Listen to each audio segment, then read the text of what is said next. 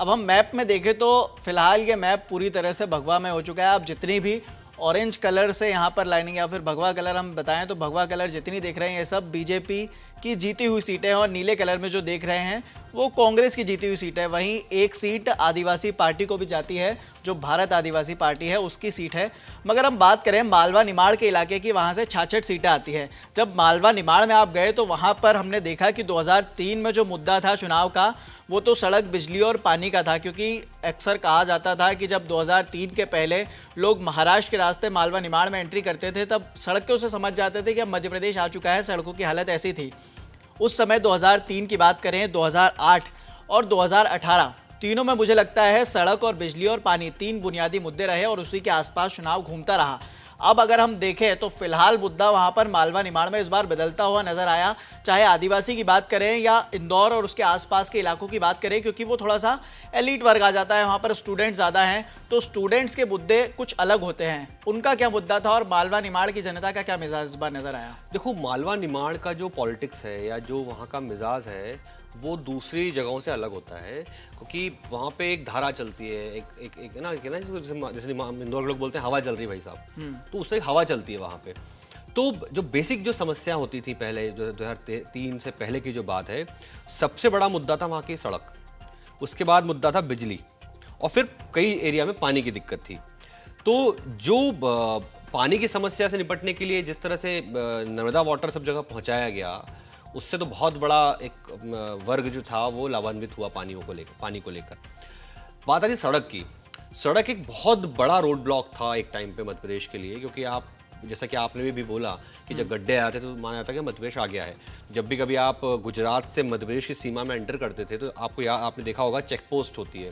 तो जब हाईवे से उतरते हो तो जैसे ही आपकी गाड़ी जिस भी वाहन से आप होते हो, अचानक झटका महसूस होता था। पहले कोई भी बोलेगा कि हाँ, मध्य प्रदेश की सीमा यहाँ से शुरू हो चुकी है।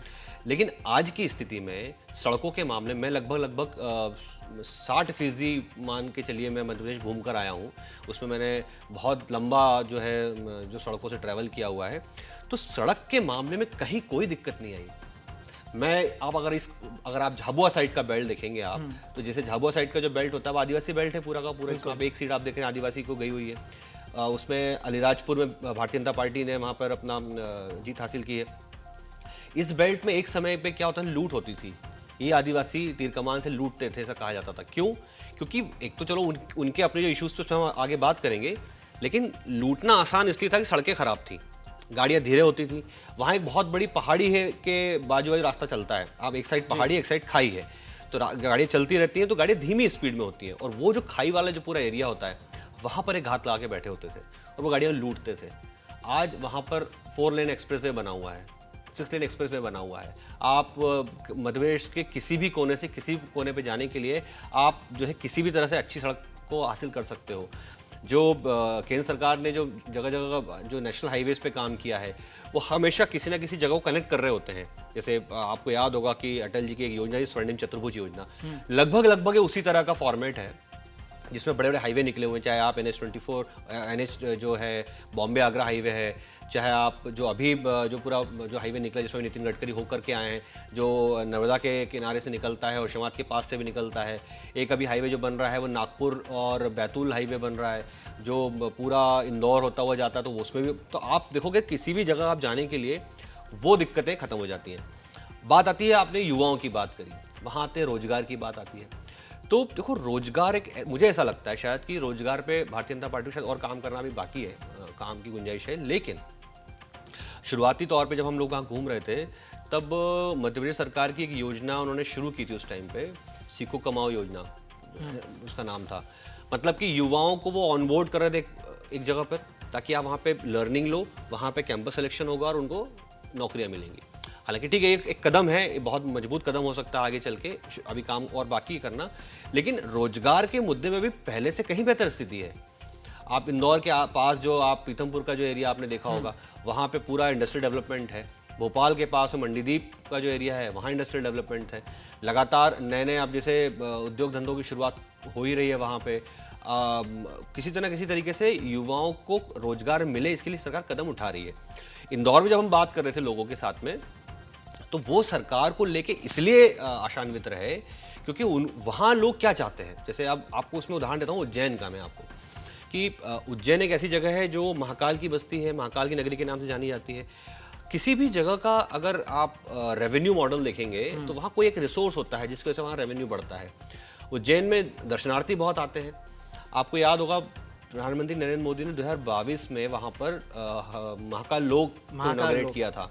तो मध्य प्रदेश सरकार और केंद्र सरकार ने महाकाल लोक का जो भव्य आयोजन किया और जो भव्य निर्माण किया, उसका नतीजा ये हुआ था कि जब हम उज्जैन में घूमे, लोगों से बात की, तो वहाँ पर ये हुआ कि जब वहाँ पहले दिन के 2,500 3 हज़ार 5 हज़ार लोग पहुँचते थे, वहाँ दिन के सामान्य दिनों में 1 से 1.5 लाख लोग पहुँच रहे हैं। अब फेस्टिव टाइम में यही आंकड़ा 3 गुना हो जाता है। और जिन लोगों को रोजगार के लिए भटकना पड़ता था, वो छोटी छोटी गुमटियाँ लगा के भी दिन के 10,000 रुपये कमा पा रहे हैं खास समय में। वहाँ के हम डीएम से मिले थे, पुरुषोत्तम जी ने हमको सारा कुछ बताया कि कैसे उज्जैन जो था 2-4 करोड़ कमाने वाला उज्जैन दिन का 30 करोड़ 50 करोड़ डेली का कमाने वाला स्थिति में आ गया। तो ये रोजगार ही तो है। आपको रोजगार आपको कई तरीके से मिलेगा ना रोजगार। अब जो वहाँ पे पहले ऑटो रिक्शा चलते थे, जो पहले वहाँ पे रिक्शा चालक चलते थे, उनके लिए रोजगार बढ़ गया। अभी क्या होगा कि जब महाकाल में जब बैरिकेडिंग हुई और पूरा उसको बनाया, तो महाकाल नगर मंदिर से करीब 5 किलोमीटर दूर गाड़ियों को रोक दिया जाता है। तो 5 किलोमीटर चल के तो आना पड़ेगा किसी तरीके से आपको मंदिर तक। तो वहाँ ये ई रिक्शा चालक लेकर के आते हैं, तो ई रिक्शा चालकों को रोजगार मिला वहाँ पर। जब आप इतना फुटफॉल होगा कि जहाँ 5,000 10,000 की जगह 1 से 1.5 लाख लोग आ रहे हैं, तो वो उतना शॉपिंग करेंगे, बाजार घूमेंगे, तो वो पैसा कहाँ आया? बाजार में आया पैसा। जब आदमी बाहर से आएगा तो कहाँ रुकेगा? होटल्स में रुकेगा। तो वहाँ का होटल व्यवसाय बूम हुआ। तो किसी भी, और ये बात सिर्फ उज्जैन तक सीमित नहीं रही, ये इसका असर इंदौर में भी दिखा।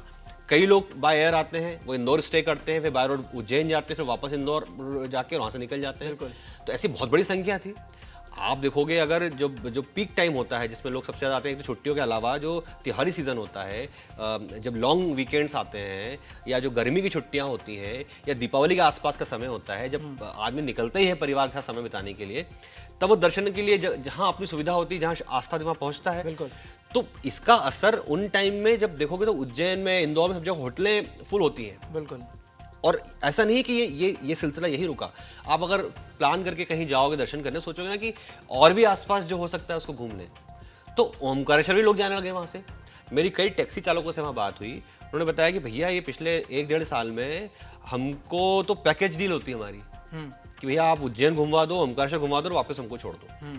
तो आप देखोगे तो ये डेवलपमेंट के रूप में जो भी कुछ हुआ, उसने रोजगार को भी बढ़ाया। तो लोग जब बात करते हैं किसी सरकार के बारे में, तो ये चीज़ के दिमाग में होती है। बिल्कुल। तो यही वो चीज़ें हैं, यही वो माहौल है, यही वो नंबर्स हैं जो आज हमको ये सैफरून कलर में दिखाई दे रहे हैं।